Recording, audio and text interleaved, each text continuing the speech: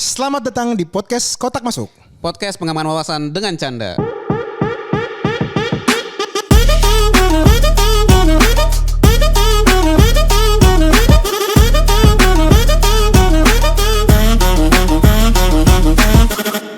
Hola. Halo, balik lagi di podcast Kotak Masuk Kembangkan wawasan dengan canda. masih bersama Bung Moses dan Bung Niko di dalam waduh, ini studionya sama ya nih kayak. Sama.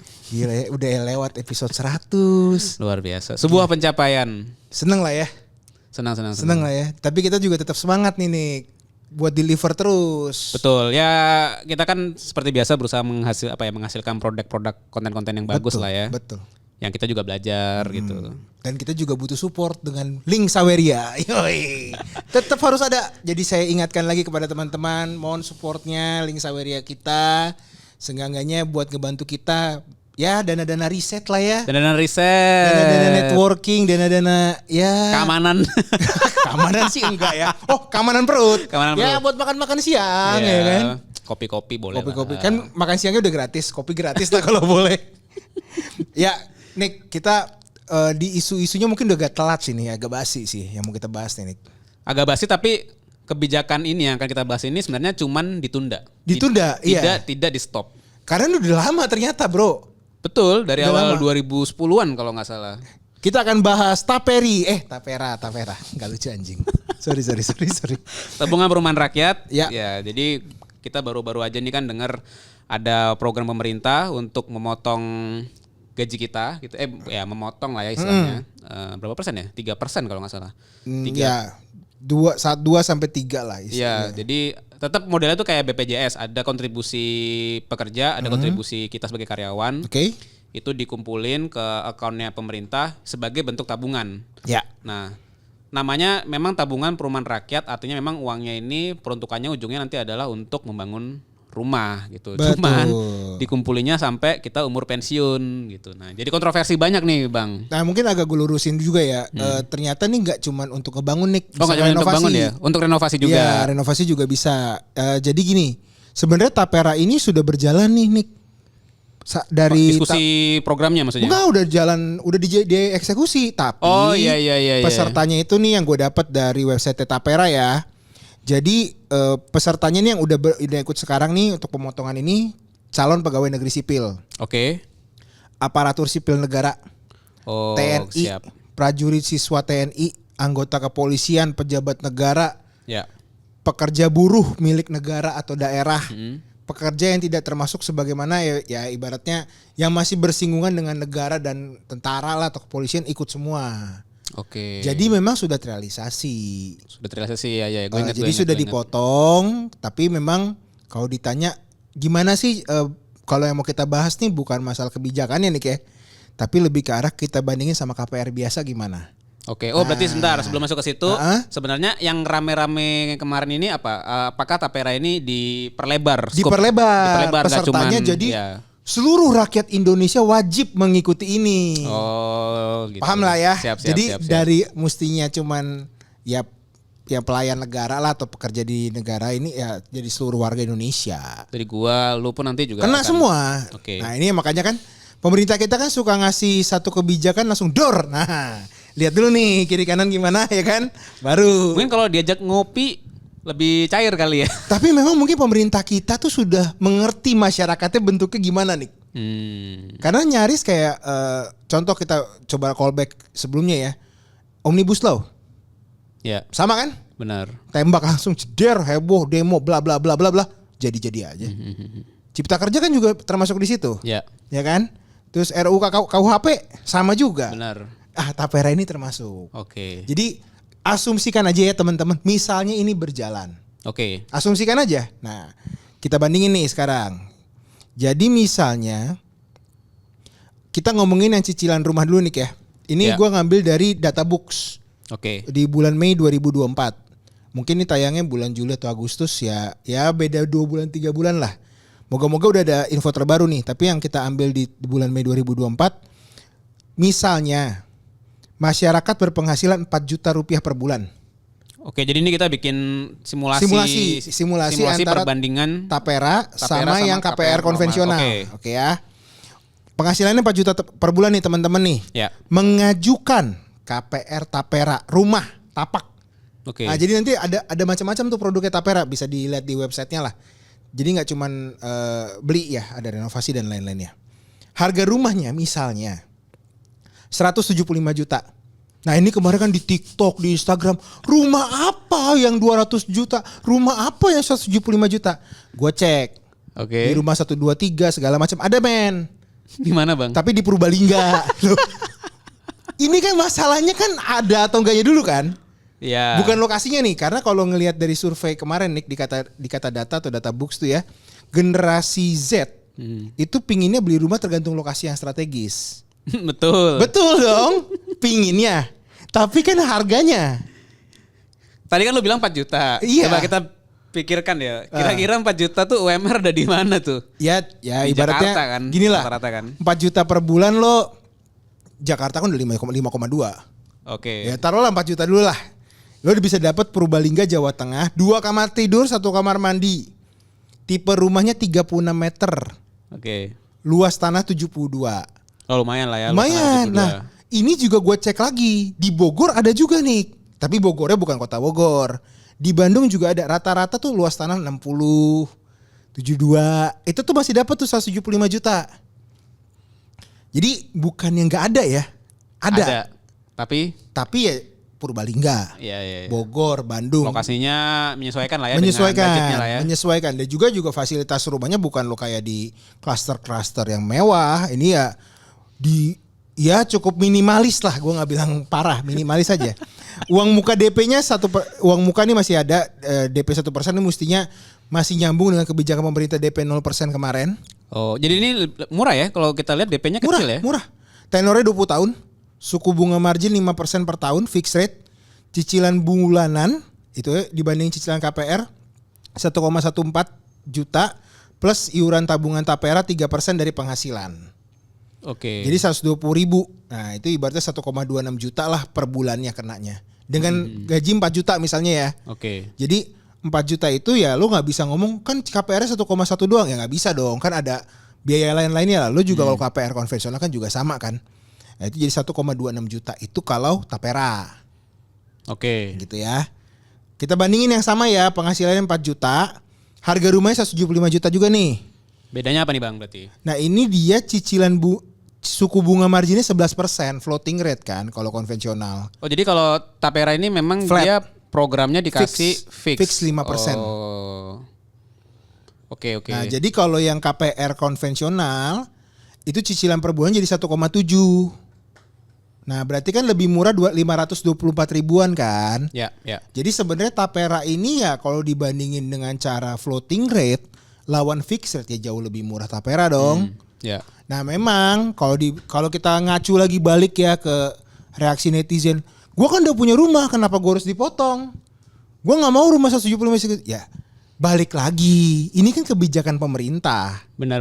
Ya kan, pemerintah hanya mendengar, ya kan. Tapi kan ini nasihat netizen, bukan instruksi netizen, bener nggak? Tapi gue jadi sedikit Apa nih? ke flash ya. Boleh. Sebenarnya ini kan mandat ataupun istilahnya itu compulsory saving gitu. Yes. Jadi orang dipaksa menabung. Tapi dipaksa menabungnya bukan ke bank masing-masing, Ya. tapi Ke negara disentralisasi langsung. ke negara gitu Betul. kan. Gue jadi ingat memang di Singapura tuh ada tipe model yang sama. Nah, itu nanti kita akan bahas di Nantilah, episode abis berbeda lah ini. ya. Gitu. Maksudnya gue merasa jangan-jangan pemerintah Indonesia ini mungkin terinspirasi gitu loh. Udah pasti, kan sering studi banding. Ayo dong, fungsinya studi banding adalah ngecek. Ya kan? Harus pintar. Betul. Kita tuh amati tiru modifikasi, nah implementasi belakangan. Ya, karena gue jadi inget juga dulu pernah inget gak lu BPJS ada satu aturan yang baru di mana lu tidak bisa menarik BPJS ketenagakerjaan lu sebelum lu usia 55 tahun. Iya, itu benar. Dan akhirnya rame pada protes demo ke Kementerian Ketenagakerjaan. Ketenagakerjaan, akhirnya direvisi lagi gitu kan. Tapi memang sekarang akhirnya nggak bisa lagi. Iya, padahal emang nggak bisa lagi ya? Nggak bisa. JHT sekarang udah bisa lo tarik sebelum lo usia pensiun. Oh iya. Karena gini ini juga sebenarnya plus minus. Semua kebijakan itu harus kita lihat dari dua sisi. kebanyakan anak muda waktu itu mintanya adalah untuk buka bisnis. Ya. Ketika JHT-nya diambil masih usia produktif, gue mau buka bisnis, gue mau pakai uang JHT gue lah. Tapi banyak yang jadi judi online, jadi malah belanja, jadi nggak produktif, sehingga di masa tuanya dia nggak punya uang apa-apa lagi. Benar. Karena kalau di case gue, yang kenapa akhirnya gue tarik JHT gue adalah karena gue nggak punya pekerjaan. Iya. Gitu kan. Berarti sebenarnya yang sampai sekarang pun kalau gue nggak punya pekerjaan bisa ditarik. Sekarang setahu gue udah nggak bisa. Oh, udah nggak bisa ya. Setahu gue ya, tapi mungkin berubah lagi. Ya, nanti kita coba cek. Tapi yang kita ingin bahas adalah adanya reaksi dari teman-teman yang menyuarakan bahwa lo itu kan hak kita, gitu kan. Iya, cuman gini, gue lebih ke arah kita tuh sekarang jadi orang yang cepat reaktif. Kita nggak lihat dulu, kita nggak coba langsung udahlah, kita belajar aja dulu wawasan mereka mau ngapain sini si pemerintah ini. Karena dibandingin yang tadi gue bilang ya, gue ulang ya. Kalau kita bisa saving 524.000 per bulan dengan gaji 4 juta loh. Ya, dengan memanfaatkan program ini ya. Dengan memanfaatkan program ini ya. Itu kalau dikali 20 tahun nih 41.600.000. Oke. Nilai yang menurut gua dengan gaji segitu lumayan loh men. Lumayan loh. Walaupun rumahnya nanti lo hina-hina segala macam atau netizen bereaksi gimana, itu lain masalah. Tapi lo bisa buktiin sendiri, lo buka semua website perumahan, pasti masih ada yang rumah 175 juta. Ya. Oke, kita balik lagi ke Tapera. Nah, kita ngomongin limit pembiayaan. Ini kemarin juga jadi masalah nih. Rame-rame lah ya. Ya namanya juga pemerintah kita kan ngasih ide yang suruh nyelesain masyarakatnya sendiri. Suruh berpikir sendiri itu ya. Suruh berpikir sendiri. Jadi ingat video seseorang tuh. Itu makanya Kementerian Kegelapan harus ada. Udah bener tuh. Jadi kita yang menyelesaikan sendiri nih. Nah sekarang gue coba jelasin. Jadi gini. Kalau kita kutip nih ya dari laporan program Tapera tahun 2022. Mungkin agak berubah nih Nick ya. Oke. Limit kredit wilayah non Papua 168 juta. Ini apa nih Bang Mati? Limit kredit untuk rumah. Oke. Limit kredit wilayah Papua 219 juta. Itu juga udah dibedain sama pemerintah. Karena semua netizen tuh bereaksi seakan-akan tuh Jakarta dan Jawa aja Indonesia ini. Oke. Padahal pemerintah udah mikirin, kalau di Papua kenapa mahal? Ya semen ke sono gimana bro? Logistik costnya mahal. Iya, besinya gimana? Emang bisa pakai Doraemon? Mikir netizen, mikir anjir. Gue mau maki-maki nih. Suku bunganya sama 5% nih. Oke. Tenor maksimalnya 30 tahun. Bebas pilih lokasi rumah. Ditulis tuh nih, bebas pilih lokasi rumah. Jadi nggak dipaksa ya? Enggak mesti di Jawa dong. Benar. Iya dong. Yang di Purbalingga tadi dapat dong. Iya kan? Nah, ini ada kredit renovasi rumah nih. Ya. Jadi ada pemilikan, ada renovasi. Nah, renovasi limit kredit non Papua 60 juta. Limit kredit wilayah Papua 75 juta. Nah, ini masuk nih. Ya kalau nanti misalnya mau satu kamar doang ya masuk-masuk aja. Ya, maksudnya kalau biaya renovasi rumah, renovasi itu ngapain sih? Kan kadang-kadang kita ingin ada perbaikan. Ya gitu ngecat kan. lah, minimal ngecat. Atau misalnya mau belah ruangan jadi 2 Bisa, kamar gitu. bisa. Itu kayaknya budgetnya masih cocok nih kayaknya nih. Iya tapi lo kalau misalnya nanti, gue mau yang kualitasnya import bahannya ya nggak bisa. Ya. Ya, cuman suku bunganya juga sama di fixed rate. Tapi ini tahun 2022 ya, gue belum update nih. Yang 2024 gimana? Kredit bangun rumah nih, ini juga ada. Bangun rumah juga ada nih, non Papua 120 juta, wilayah Papua 150 juta. Oke. Nah terus tenor maksimalnya 15 tahun. Tadi kalau renovasi 5 tahun. Jadi Oke. menurut gue sebenarnya kita dipaksa nabung sih. Dipaksa nabung dengan cara yang ya udah deh, lu jalanin aja deh. Gue mungkin sedikit bisa memahami kekhawatiran atau keresahan teman-teman ya. Sebenarnya mungkin mereka itu nggak akan bersuara sekencang ini kalau pengelolaan dana itu benar. Nah, kalau nggak ada kasus kayak dana pensiunan Asabri. Asabri. Ya. Itu kalau nggak ada kasus itu mungkin ini akan Masih lebih percaya? smooth.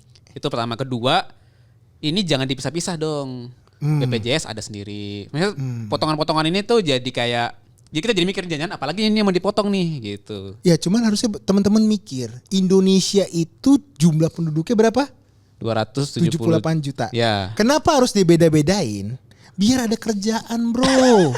Kalau disatuin gak ada yang kerja. Betul. Jadi Ya, kalau ya. ada orang kepegawaian BPJS, ada pegawai Tapera, padat karya. Semua orang kerja. Walaupun cuma main Zuma kadang-kadang. Benar. Ya kan? Nah cuman gue mau bilang nih, tercatat per 19 September 2023. Kan makanya gue bilang ini di jalan sebenarnya kan. Ya. Jumlah peserta sebanyak 254.000 orang nih. Udah jalan sebenarnya. Ya, ya. Dan dana kelolaannya sekitar 507 miliar. Kalau nggak salah ini kayaknya juga sempat ada case juga nih Bang. Ya, iya nanti case-nya kita lihat lah, karena belum ada, gue belum tahu ya udah sampai mana ya. Tapi gini, ada imbal hasil sejak peluncuran sebesar 0,38%. Ini yang nggak pernah dibahas.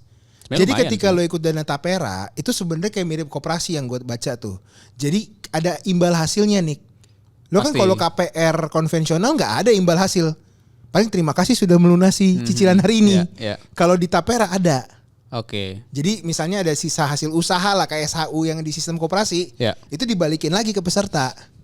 Gitu. Kalau berjalan. Ya ini kan imbal hasil ini adalah kalau dananya nggak dipakai. Kan lu udah Iya, nabung nih. iya. Nah kalau kita nabung di bank kan kita tahu nih rate-nya berapa persen kan. 2% atau 3%. Nah kalau di Tapera itu 6,38%. Gitu. Yes. Jadi sebenarnya menurut gua sih oke. Oke bagus juga. banget.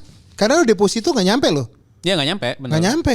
Deposito di saat kita rekamannya paling di angka 2 sampai Iya, 2-3% lah. Nah makanya gue bukannya lebih condong mendukung ya, enggak. Ini gue lebih ke arah kalau gue digging informasi terkait Tapera, ini yang gue dapat. Dan gue ngelihat ada benefitnya lah kalau sesuai dengan apa yang gue baca ya. Nah kalau lu misalnya diminta satu advice lah ya sebagai penutup ke pemerintah biar nggak terjadi lagi nih istilahnya kisruh di masyarakat, kira-kira lu mau ngasih saran apa? Pergunakanlah Tante Erdi sebagai influencer. Karena yang bereaksi itu rata-rata bapak-bapak yang bekerja capek. Iya dong, lu pilihlah influencer yang bener. Karena gini lah, willing to pay kita. Yoi, kemarin itu kan terangsang kan. Benar. Kita untuk membeli kalau yang ngomong masa bapak-bapak bekumis anjir. Benar. Emosi. Lu pakai lah Tante Erni, influencer yang ibaratnya cocok dengan decision maker di rumah tangga. Iya kan? Ya. Itu jelas tuh pasti bapak-bapak seneng. Oh itu ada mam, udah kita ikut Tapera aja mam, ya kan? Jadi kalau bisa mempengaruhi istri, biasanya suami ngikut gitu. Nggak, sekarang ini masalahnya bukan di istri nih. Oh, bukan di istri. Karena istri rata-rata kan ibu rumah tangga atau kan entrepreneur dong. Ya. Ibu-ibu sekarang dan mama muda kan rata-rata kan semuanya entrepreneur ya. aktif, jadi selebgram ya kan. Mereka nggak kena Tapera. Tapi bapak-bapak yang capek pulang pagi, berangkat pagi itu kan butuh disegarkan gitu Yeah. loh. Pinggir makanya gitu loh. Gue saranin itu sih, maksud gue dia butuh sosialisasi yang beda. Karena kalau BPJS menurut gue kita sudah sama-sama tahu lah. Tapi dia mau mencoba satu lagi yang susah di masyarakat Indonesia punya adalah rumah. Sebenarnya gini, ini juga sebenarnya programnya bagus, cuman masalahnya kita juga harus ingat ada kasus rumah subsidi loh. Ya. Itu juga parah kasus itu. Gak ada yang jadi, malah di beberapa daerah tuh kacau juga. Jadi Iya, kayak gue pernah tahu tuh. ya kita pernah bahas tuh. Iya. Jadi harusnya rumah subsidi dan Tapera ini nih satu Satu bundling lah ya. ya satu bundling harusnya ya. Tapi rumah subsidi gue belum tahu mana yang sukses mana yang enggak. Mungkin next episode kita bisa digging di situ. Kenapa gue juga bawa di sini karena gue pas baca data nih pas 100 episode kemarin ya. Ini kalau kita ngomongin KPR dan rumah naik minimal jadi 90 orang yang dengerin. Jadi gue akan bawa terus masalah perumahan ini nih. Karena mungkin jadi keresahan ya di berbagai orang ya. Itu sih dari gue bro. Oke. Tapi nanti kita membahas yang Singapura lo ya. Kayak mungkin harusnya kita nyambung nih. Ya ini mungkin bisa jadi tambahan perspektif lah buat teman-teman. Yes. Program pemerintah Indonesia ini sebenarnya ada ada side positifnya. Betul. Ya, tapi dengan kondisi dilakukan dengan benar. Nah, contohnya apa? Misalnya Singapura gitu. Nah, kita asumsikan aja dieksekusi dan diawasi dengan benar. Siap. Daripada lo pikir negatif nggak usah. Udah internet aja udah positif. Udah ya. Oke, jangan lupa untuk support kita Di dengan Saweria. Saweria. Kalian nggak akan miskin pakai Saweria kita karena nggak segede Tapera Ya, kok nilainya. QR code-nya nanti ada timbul tenggelam Ya, di screen. di screen. Terus juga subscribe kita di YouTube dan beberapa channel podcast. Yap. Sampai ketemu di episode selanjutnya. Thank you supportnya. Bye-bye. Bye bye. Ciao ciao.